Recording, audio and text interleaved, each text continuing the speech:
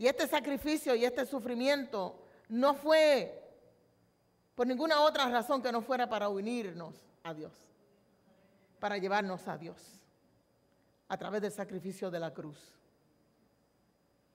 Padre, perdona a los que no saben lo que hacen.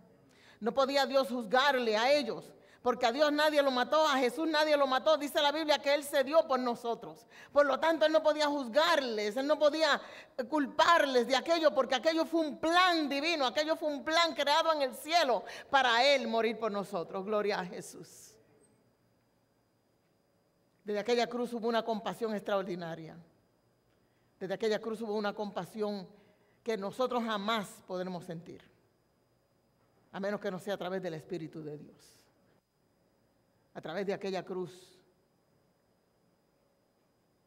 hubo unión entre el cielo y la tierra.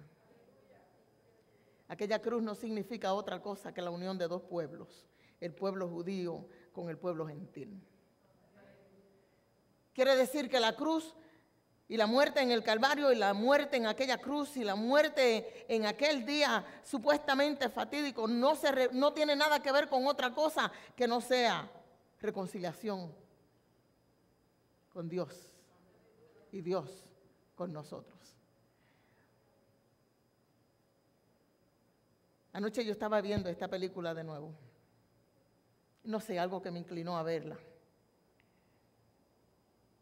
Y me transporté allí a la cruz del Calvario. Me paré allí cerca donde estaba Magdalena y donde estaba María, donde estaba Juan. ¿Cómo hubiera yo reaccionado si estuviera allí? Esto es una película en la imaginación de Mel Gibson, pero que mucho se asemejó, que mucho se acercó. Qué directo fue el trato de Dios con ese hombre para entender todo esto, toda esa trama. Y alabé a Dios. Le di gracias al Señor. Le di gracias al Señor por cada gota de sangre, porque cada gota de sangre nos limpió de todo pecado. Y dice la palabra del Señor que no tan solo fue a nosotros o a aquellos que se encontraban, en aquel lugar, en aquel momento, sino a nosotros y a todos los que vendrían después de nosotros.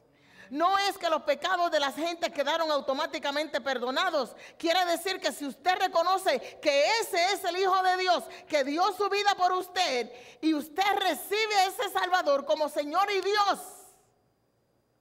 ya la sangre de Cristo le limpia de todo pecado. Aun cuando nosotros cometemos faltas diarias, la sangre de Jesús sigue fluyendo. La sangre de Jesús fluirá hasta el día que Él regrese, limpiándonos de todo pecado. Lo que nosotros tenemos que hacer es ir donde Él y reconciliarnos nuevamente, pedirle perdón. Esa palabra, como dijo el hermano Carlos, tan difícil. Esa compasión de Jesús mostrada en esa cruz, jamás usted y yo la podremos sentir. Para tener fuerzas, como dijo el hermano Juan, para tener aún un respiro, una fuerza, para no dejar una madre sola y para no dejar a Juan solo. Porque quizás aquel apóstol ya no tenía a nadie más, sino que él ya había entrado en la familia de Cristo y allí él iba a quedar. Y teniendo aún María hijos como Jacobo y otros que no menciona la Biblia por nombre, escogió aquel varón para cuidar a su madre por el resto de sus días. Y aquella madre para darle a Juan lo que él necesitaba en ese momento. El respaldo de una madre, el cariño de una madre, de una persona cercana a él. Tengo sed, dijo. Y explicó la hermana Maribel. Tengo sed. Para mí, a mi entender, es el último instante de Dios para probar al hombre de su benevolencia y su bondad. Y no la encontró. Y no la encontró. Aún para probarle a ellos que podían tener un último detalle de decir verdaderamente, como ella dijo, darle por lo menos un vasito de agua. Pero ¿sabe lo que hicieron? Mezclaron hiel con vinagre. Y usted sabe lo que es esa combinación. Eso es una anestesia. es un anestésico. El diablo hasta el último momento quería anestesiar a Jesús para que no sintiera el dolor que él estaba sintiendo, para eliminar aquel dolor, porque hasta el último momento el enemigo quiso obstruir ese camino a la cruz. Y si él tomaba el vinagre juntamente con la hiel, ¿qué iba a pasar? Iba a quedar anestesiado, no iba a sentir el dolor. Pero lo que Dios quería, lo que Dios planeó para él, era eso. Padre, me has desamparado. Wow. ¿Cuántos han sentido alguna vez un desamparo? ¿Cuántos se han sentido solos? Quizás ahora mismo te estás sintiendo solo y eso un cristiano no puede decir tal cosa. Decir tal cosa sería un insulto a Dios, porque Él dice en su palabra que Él no nos dejaría solos, que Él enviaría un consolador. Quiere decir que si ahora en algún momento tú te sientes solo o sola, mira a tu lado y siente al consolador cerca de ti. Siéntelo, siéntelo. Él dijo que jamás nos dejaría solos. Así que un cristiano jamás puede profesar una soledad. Jamás.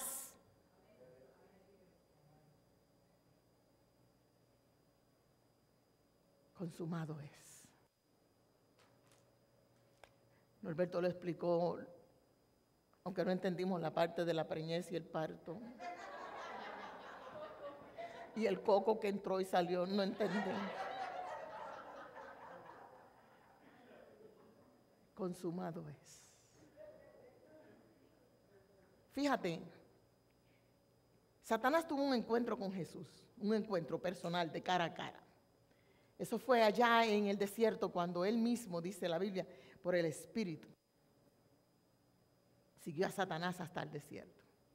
La Biblia dice que ahí él lo resistió, le habló la palabra, le predicó. Aquel ángel caído le predicó, aquel hermano del cielo, como le llamo yo, aquel querubín desempleado,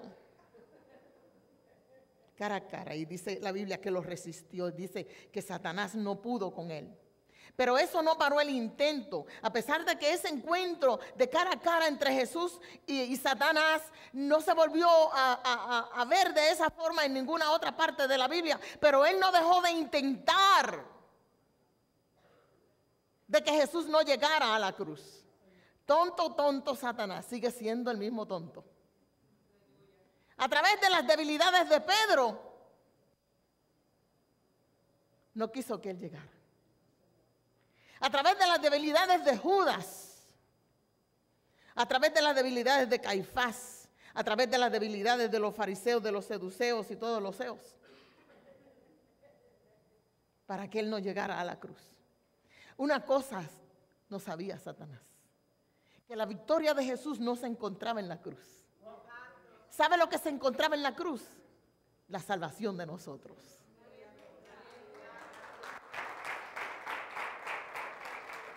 Pero ¿sabe cuál es la verdadera victoria de nuestro Señor? Ese tercer día, cuando aquella piedra se removió y nuestro Señor se mostró entero, enterito. Ese fue el venció la muerte. En la cruz vence el pecado, en la tumba vence ¿qué? La muerte. ¡Aleluya! ¡Alabanza a Dios! ¡Alabanzas al Señor que vive para siempre! ¡Oh, grande eres, poderoso Dios!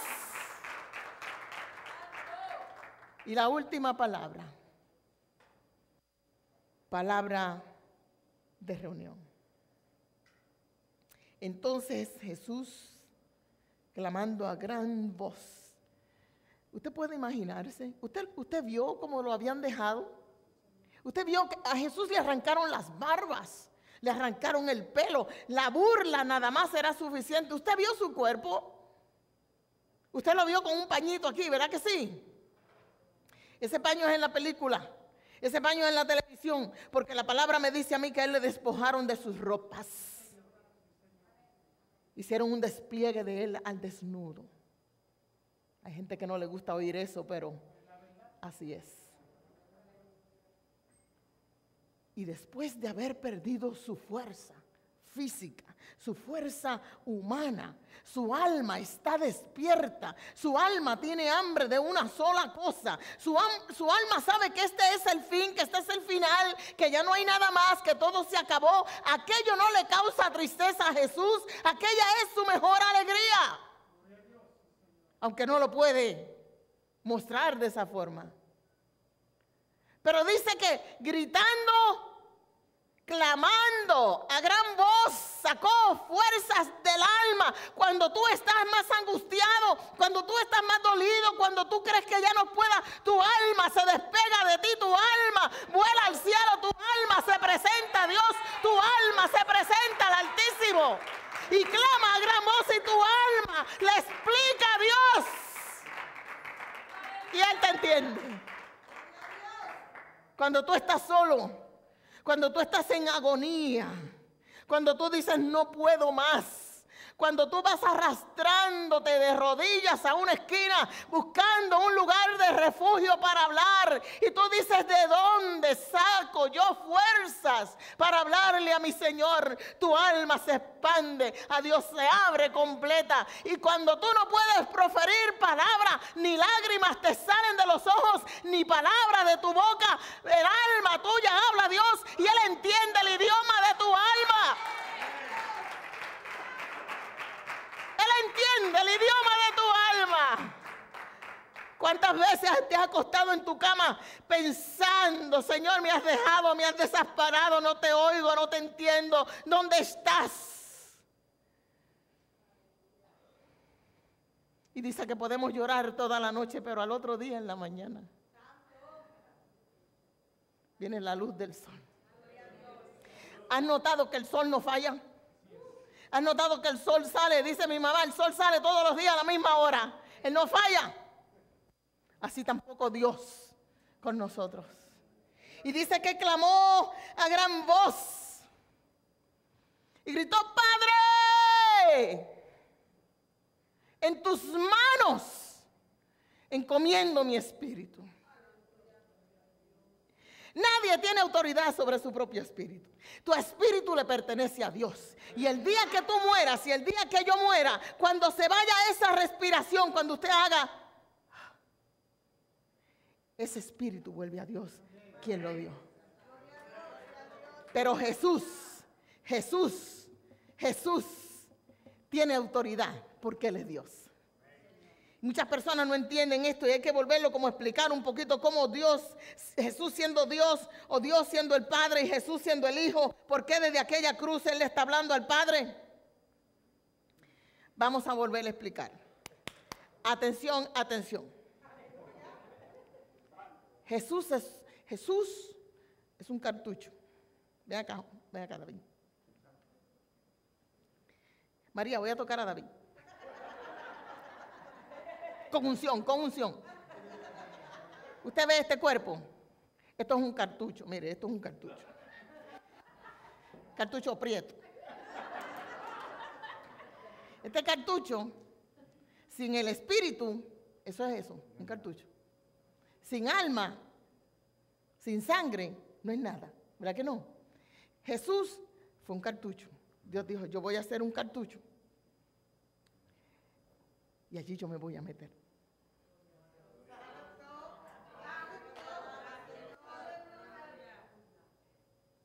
Porque como la humanidad no tiene la mente de Dios, Él tiene que hacerlo según a nuestro nivel de entendimiento. Porque si Él llega a venir de otra manera, no lo vamos a entender. ¿Cómo lo vamos a entender? Vino como vino y no lo entendimos. Entonces dice que Él comenzó a crear un Jesús. Y lo metió allá, en el coco. Whatever that is. Y dice que lo metió en el vientre de una virgen. Es que las cosas de Dios son raras. Es que Dios es raro. Y lo metió en el cuerpo de una virgen. Pero ya Él venía dentro de aquella criatura. ¿Verdad que sí? Entonces, Jesús, el Hijo, el hombre, Dios hombre, Dios 100% Dios y 100% hombre, creció con Dios adentro. ¿Usted está entendiendo? Creció con Dios adentro. Pero ese fue un cartucho. Porque la Biblia dice que nadie puede ver a Dios como Él es. Pues porque eso es así, creó un cartucho que se llamó Jesús. Le puso por nombre Jesús. ¿Entiendes? Entonces, cuando Jesús está en la cruz, no es Dios, es Dios hombre.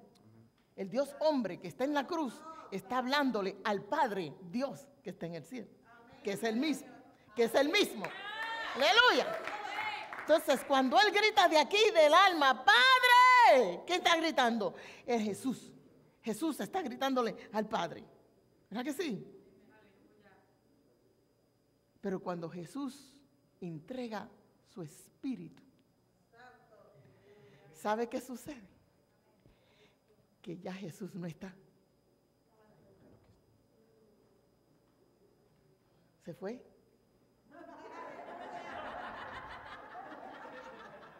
No está.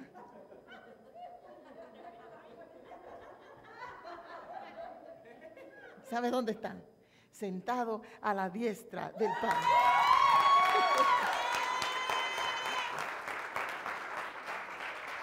¿Sabe qué es la diestra del Padre? No es que Jesús está sentado en otro trono al lado del Padre. No, cuidado.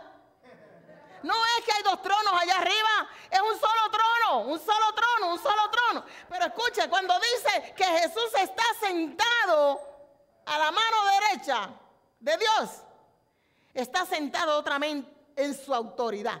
Él recuperó su autoridad. Él volvió a su posición de autoridad de 100% Dios.